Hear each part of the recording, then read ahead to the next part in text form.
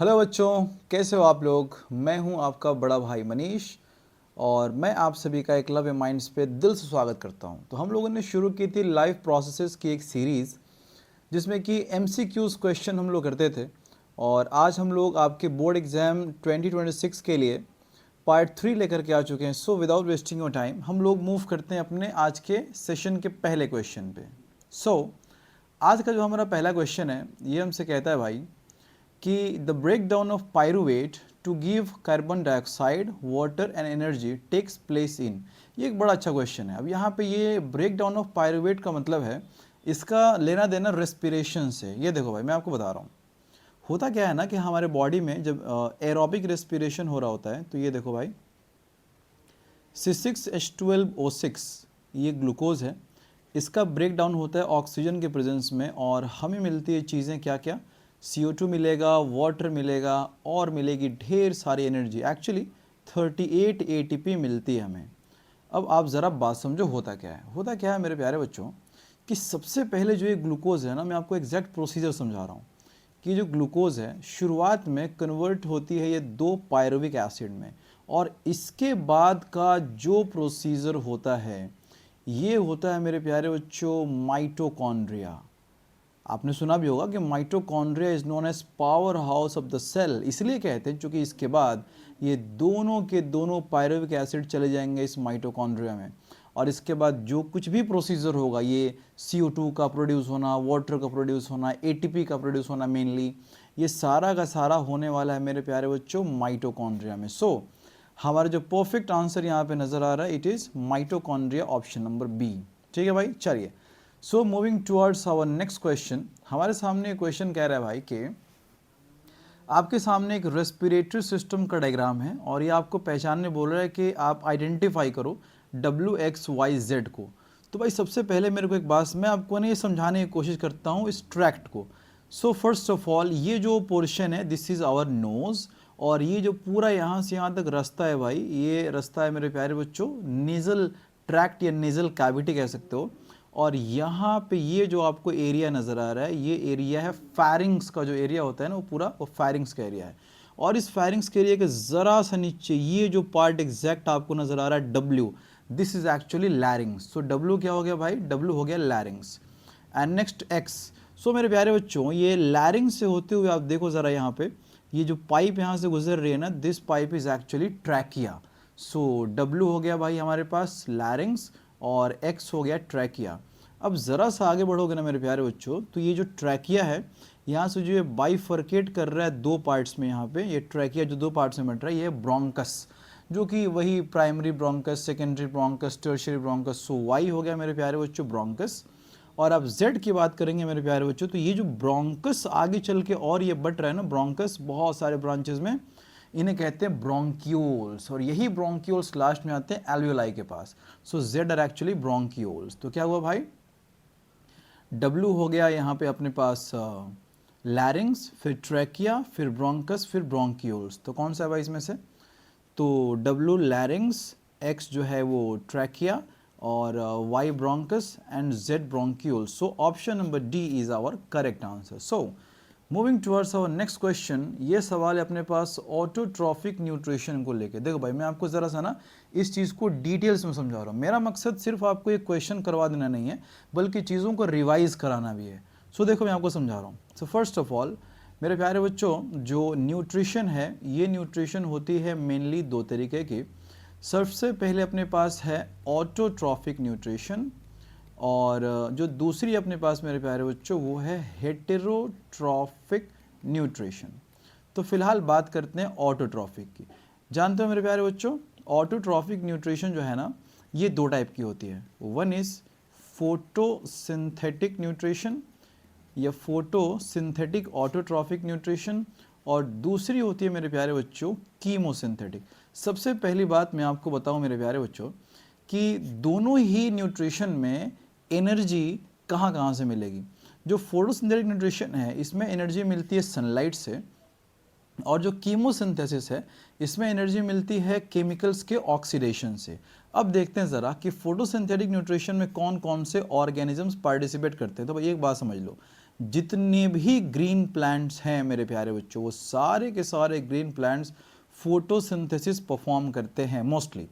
और उसके बाद से मेरे प्यारे बच्चों सरप्राइजिंगली कुछ बैक्टीरिया भी हैं भाई जो कि फोटोसिंथेसिस करते हैं। जैसे आपने शायद कभी सुना हो जो ब्लू ग्रीन एल्गी, जिसे आप सुनते हैं भाई blue green algae, actually they are not algae भाई साहब, ये ब्लू ग्रीन एल्गी एल्गी नहीं है, दे आर एक्चुअली साइनोबैक्टीरिया। तो जो साइनोबैक्टीरिया है मेरे प्यारे बच्चों, दे परफॉर्म फोटोसिंथेसिस। अच्छा, और कीमोसिंथेसिस कौन करेगा भाई? तो कुछ बैक्टीरिया लाइक जो नाइट्रीफाइंग बैक्टीरिया है वो करेंगे, और उसके बाद से कुछ ऐसे आयरन बैक्टीरिया हैं वो भी परफॉर्म करते हैं। कुछ मेरे प्यारे बच्चों सल्फर बैक्टीरिया हैं वो भी परफॉर्म करते हैं। सो अब ज़रा ध्यान से देखो यहाँ पे कि ऑटोट्रॉफिक न्यूट्रिशन में कौन कौन आए। एक तो ग्रीन प्लांट सारे के सारे आ गए, और बैक्टीरिया में कुछ बैक्टीरिया जैसे कि cyanobacteria, nitrifying, iron bacteria, sulphur bacteria. So हमारा सही आंसर होना चाहिए ऑटोट्रॉफिक न्यूट्रिशन में कि प्लांट्स तो होंगे भाई सारे के सारे, लेकिन बैक्टीरिया में कुछ ही बैक्टीरिया होंगे। तो कौन सा अपना ऑप्शन है? ऑप्शन नंबर सी, ये कह रहा है green plants and some bacteria. So moving towards our next question. तो ये सवाल हमसे कह रहा है भाई कि a gland not associated with alimentary canal. So first of all हमें ये पता होना चाहिए कि एलिमेंट्री कैनाल है क्या। देखो भाई, जब से हम लोग फूड को इनटेक करते हैं वहाँ से लेकर के बाहर जाने तक जिस जिस रास्ते को फूड फॉलो करता है, लाइक माउथ, माउथ के बाद मेरे प्यारे बच्चों ईसोफेगस, ईसोफेगस के बाद स्टमक, और स्टमक के बाद as you know small intestine, और स्मॉल इंटेस्टिन के बाद लार्ज इंटेस्टिन, और लार्ज इंटेस्टिन के बाद फाइनली जो ओपनिंग है एनस। इस पूरे पार्ट को, उस पूरे पैसेज को हम लोग कहते हैं एलिमेंट्री कैनाल। और इनमें से हमसे ये सवाल पूछा गया कि इनमें से कौन से ऐसे ग्लैंड्स हैं जो कि इससे जुड़े हुए नहीं हैं। देखो भाई, मैं आपको एक एक करके बताऊँ। सबसे पहले इनमें से जो माउथ है इससे जुड़ा हुआ होता है salivary gland. 3 pair of salivary glands होते हैं जिसकी ओपनिंग जो है मेरे प्यारे बच्चों ये होती है माउथ में। दूसरी बात, रही बात लिवर की और पैनक्रियाज की, तो एक बात समझो यार कि चाहे लिवर हो या फिर पैनक्रियाज हो, ये दोनों के दोनों जाके ओपन करते हैं डियोडेनम में। अब ये डियोडेनम कहाँ है? डियोडेनम है भाई स्मॉल इंटेस्टिन में। सो पैनक्रियाज और लिवर दोनों की ओपनिंग होती है स्मॉल इंटेस्टिन में। सो सलाइवरी ग्लैंड भी जुड़ी हुई है एलिमेंट्री कैनाल से, लिवर भी एसोसिएटेड है और पैनक्रियाज भी। तो कौन नहीं है मेरे प्यारे बच्चों? एड्रिनल ग्लैंड एसोसिएटेड नहीं है।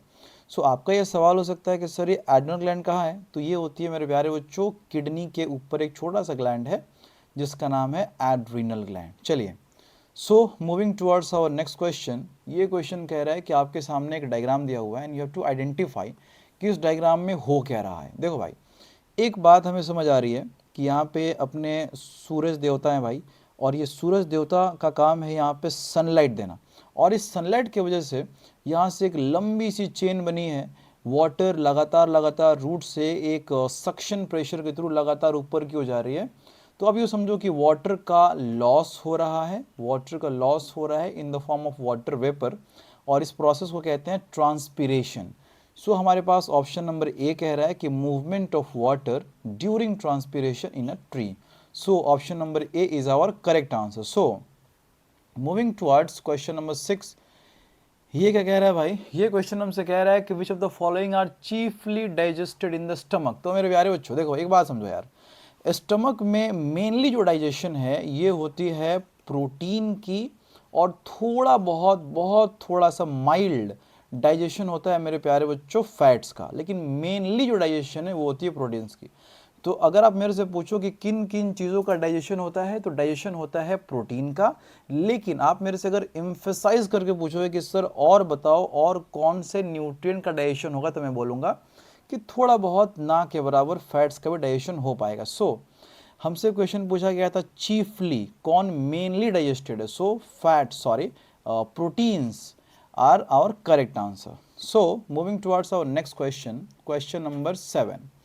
ये कह रहा है भाई कि लार्ज इंटेस्टिन में मेनली क्या होता है? Large intestine in man mainly carries out. देखो आपको एक बात बता रहा हूँ भाई, लार्ज इंटेस्टिन में कौन कौन से फंक्शंस होते हैं मैं वो क्लियरली समझाने की कोशिश करता हूँ। देखो यार, सबसे पहला फंक्शन जो इसमें होता है वो होता है एब्जॉर्प्शन। किस चीज़ का मेरे प्यारे बच्चों?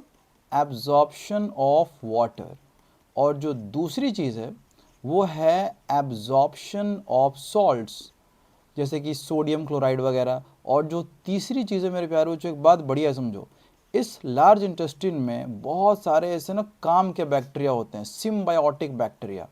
फॉर एन एग्जाम्पल, एक बढ़िया एग्जाम्पल मैं आपको दे रहा हूँ ई कोलाई का, एस्चेरिचिया कोलाई। आपको मालूम क्या करता है भाई? ये हमारे बॉडी में विटामिन के का प्रोडक्शन करता है, जो कि बहुत इंपॉर्टेंट है। और कुछ और vitamin like vitamin B1, vitamin B2, vitamin B6, vitamin B12 हमारे बॉडी में जो बैक्टीरिया है इनका सिंथेसिस करता है। इतने सारे काम है लार्ज इंटेस्टाइन के। लेकिन आप मेरे से अगर एक सबसे इंपॉर्टेंट फंक्शन पूछो, मैं आपको बोलूँगा absorption, absorption of water, absorption of salts. So हमारे पास जो ऑप्शन है उसमें ऑप्शन नंबर ए ये कह रहा है absorption. So option number A is our correct answer. Moving towards our next question, ये कह रहा है कि the part of digestive system जहाँ पे कि कोई भी डाइजेशन नहीं होता है। एक बात आप समझो, बहुत अच्छे से समझो आप, हमारे बॉडी में दो ऐसे पार्ट्स हैं, एक तो है ईसोफेगस और दूसरा है लार्ज इंटेस्टिन। सो एक्चुअली दो ऐसे पार्ट्स हैं हमारे बॉडी में जहाँ पे कि कोई भी डाइजेशन नहीं होगा। एक अभी तो जस्ट आपने देखा लार्ज इंटेस्टिन के बारे में कि यहाँ पे बस एब्जॉर्प्शन होगा, डाइजेशन यहाँ पे नहीं होगा। But also in the oesophagus कोई भी डाइजेशन एलिमेंट्री कैनाल के इन दोनों पार्ट्स में नहीं होगा।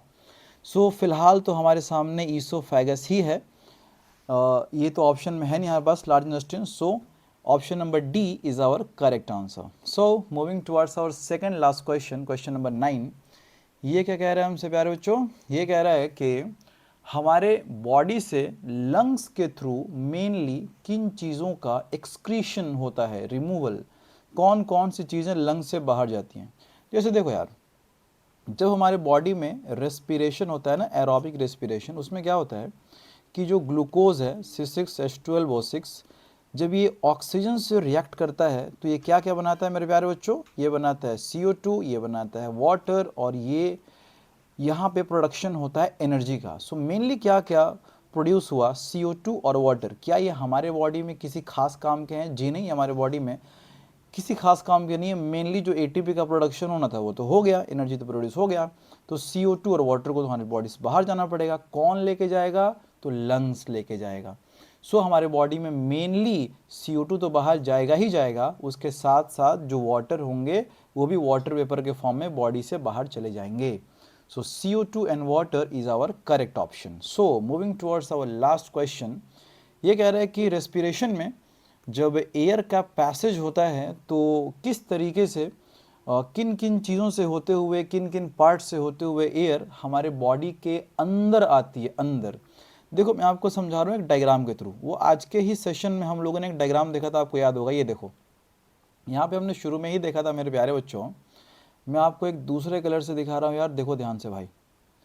सबसे पहले यहाँ पे जो अपने पास पार्ट है ये है नोज़, उसके बाद से अपने पास ये नेज़ल कैविटी, उसके बाद से भाई अपने पास फेरिंग्स, फिर लैरिंग्स, फिर ये ट्रैकिया, और उसके बाद से ब्रोंकस, उसके बाद से ब्रोंक्यूल्स, और सबसे लास्ट में हमारे पास होगा एल्वियोलाई। सो अगर इन चीज़ों को ध्यान में रखते हुए हम ऑप्शंस यहाँ पे तलाशें तो हमें ऑप्शन यहाँ पे नज़र आएगा मेरे प्यारे बच्चों। देखो ध्यान से, सबसे पहले अपने पास यहाँ पे है नेज़ल कैविटी, उसके बाद से फेरिंग्स, फेरिंग्स के बाद लैरिंग्स, फिर अपने पास है ट्रैकिया, उसके बाद से bronchi, and next bronchiole. So option number B is our correct answer. So मेरे प्यारे बच्चों, उम्मीद है कि आपको इस सेशन में कुछ सीखने को मिला होगा। सो मिलते हैं हम लोग नेक्स्ट वीडियो में नेक्स्ट पार्ट के साथ। Thank you very much.